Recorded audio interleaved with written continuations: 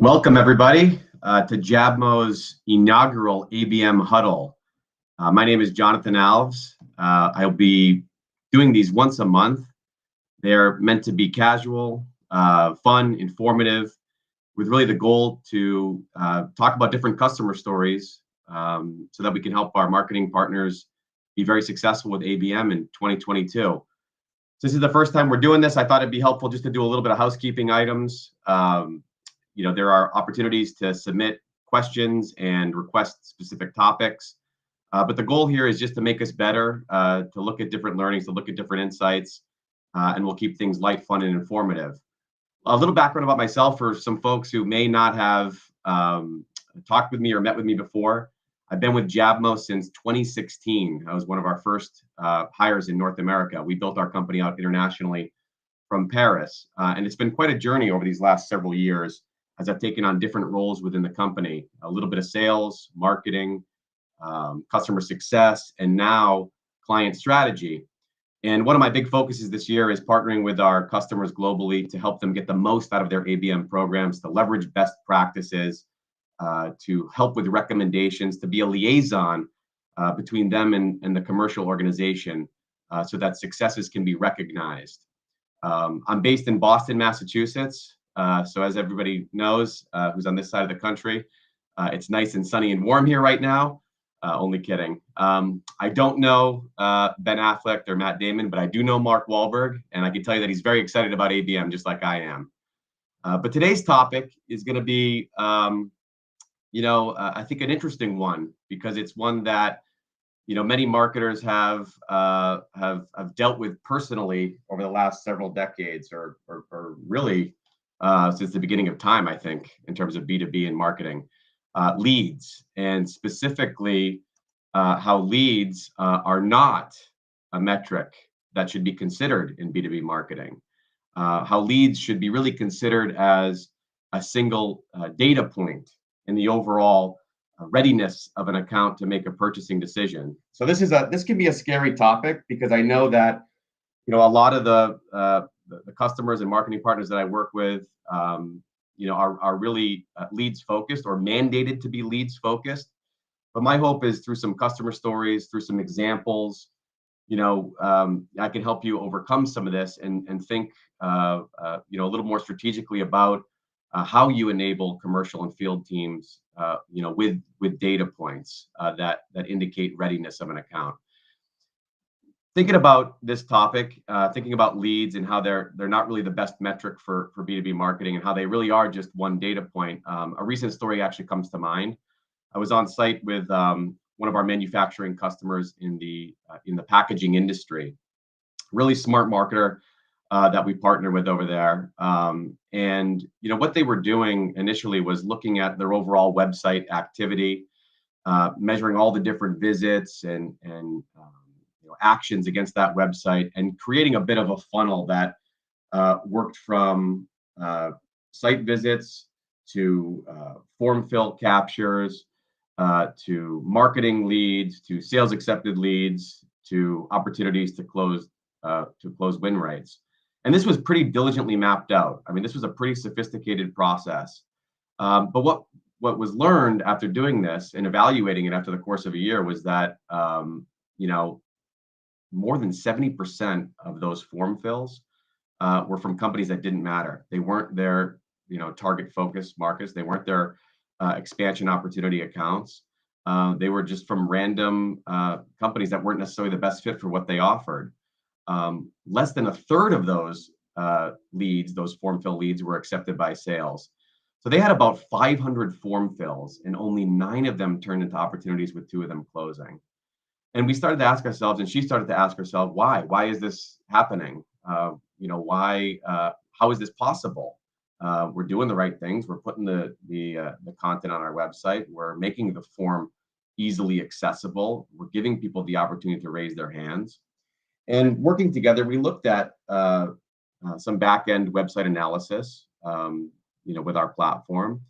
And, this is where it became really clear and really obvious that many of these leads, these form fills, were really just representative of one action by one person in the company. And this was focusing on the 30% that mattered. So 70% of the form fills were irrelevant, 30% of them were in the right companies. But we looked at the contacts and the people, and it was really just representative of one action, one visit, one name from that one person. And if we looked at the overall account activity, there were lots of other different actions that were happening that were not captured or considered.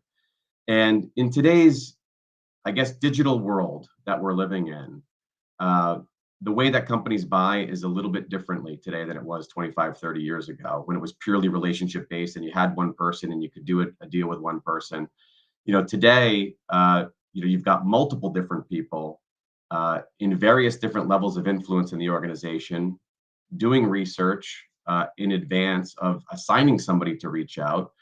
And some of those people, many of those people remain unknown and anonymous, throughout that entire process.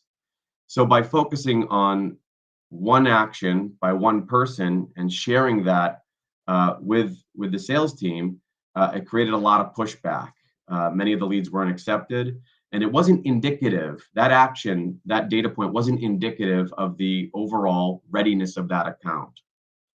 So what we're working on this year is evaluating data, helping our customers look at data that's aggregated at an account level that includes multiple different data points.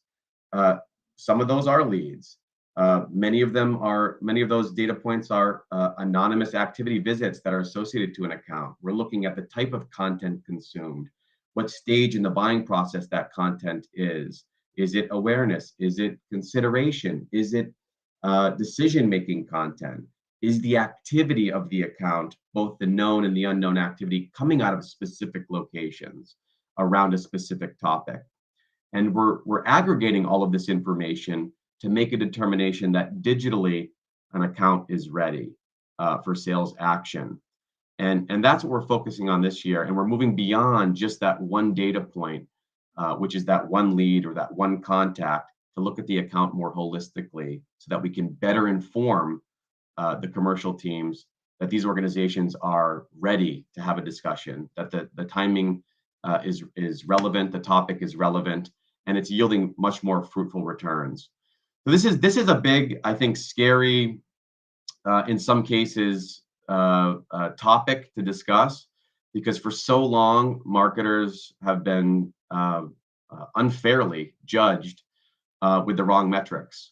And as we move and as we are in this digital age with buying groups and buying committees and lots of different stakeholders and influencers, it's really critical to take a step back and look at the account holistically, evaluate all of the different data points as it relates to a topic and a content consideration stage, to pull it together and share it in a package. And that's one of the things that we're really well prepared to do here. And it's one of the big focus areas that I'm going to have this year with our partners.